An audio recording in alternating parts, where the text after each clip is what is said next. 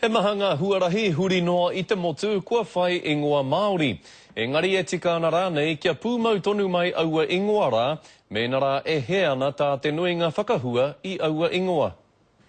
He maha ngā huarahi kua whai ingoa Māori I te taone nui o Tāmaki Makaurau. Some people have more difficulty than others with the pronunciation, that's all it is. Nō reira ko te pātai, me mau tonu ngā ingoa, mēnā e he ana tā te nui ngā whakahua I aua ingoa. Tērā pia kua tai te wā kia haere tērā hāpore ki tētahi kraihe ki te aku I te reo Māori. He māma te utu I etahi wā ka rekau he utu ki te aku I te reo Māori. Tērā pia kua tai te wā kia aku.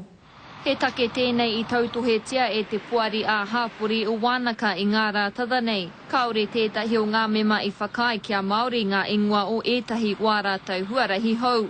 No te mea kaore te hāpori whānui I te whakahua tika I a rātau, kaore hoki ngā ingoa hei tāna I te whaipānga ki a rātau.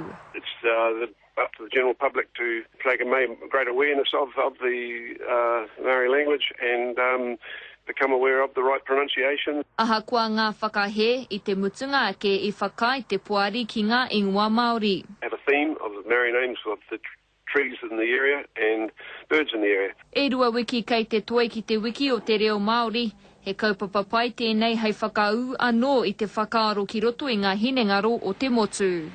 He tohu tēnei ki ngā kauni hera o te motu, ki te āta whakaaro hea, ki te kōrero, ki ngā runanga, ki ngā iwi, mō ngā ingoa o tō rātau ake hāpori.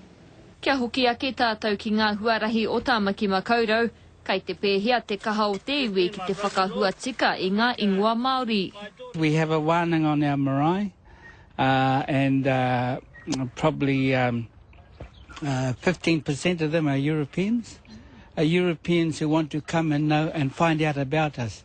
And that way they're learning how to pronounce it. Aha kua ka noho ko te kai hei kaupapa matua mo te wiki o te reo Māori I tēnei tau, ko te wero pea kia kahara te iwi ki te whakahua tika I o tātou ingoa Māori. Huarahi mai, wāhi mai, taone mai. Irina Smith, Te Karere.